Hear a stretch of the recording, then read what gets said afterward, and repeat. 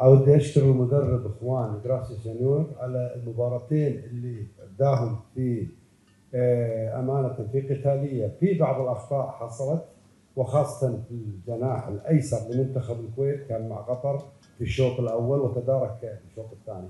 اليوم أنت عديت الصعب وباقي الأصعب اللي هي خروج المغلوب.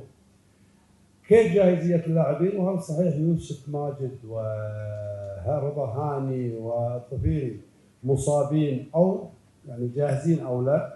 هذا طبعا يهم الجماهير الكويتية.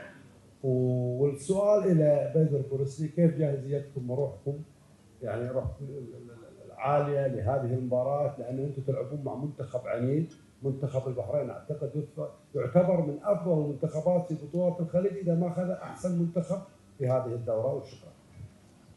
Bueno, gracias por la felicitación.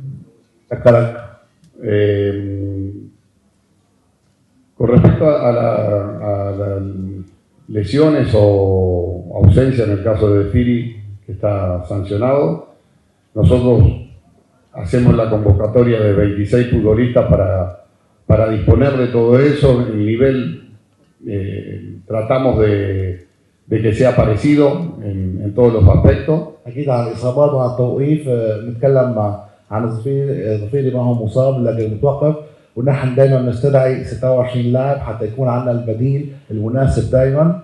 Y si bien consideramos a Defiri muy importante, vamos a tratar de que su ausencia no se note. ausencia no se note. واكيد بالنسبه لنا احمد ظفيري لاعب مهم كثير للمنتخب، لكن هنحاول نلاقي البديل المناسب حتى ما نقدر نشوف الفرق. Y con respecto a la primera parte de la pregunta, nosotros tenemos ilusión, creo que estamos todos muy contentos de haber llegado hasta acá, pero siempre cuando llegas hasta acá siempre querés un poquito más. Y si bien uno de los principales objetivos era pasar la zona y llegar a semifinales, ahora queremos ganar la semifinal y disputar la final. وعلى الشق الاول من السؤال، اكيد نحن سعيدين كثير بالتاهل ولو وصولنا لنصف النهائي، لكن دائما وقت تصل لهالمرحله دائما بتريد خطوه زياده. اكيد حققنا هدفنا اللي هو كان التاهل لنصف النهائي، لكن وجودنا الحين بهذه المرحله حتخلينا نقاتل حتى نقدر نصل للمباراه النهائيه.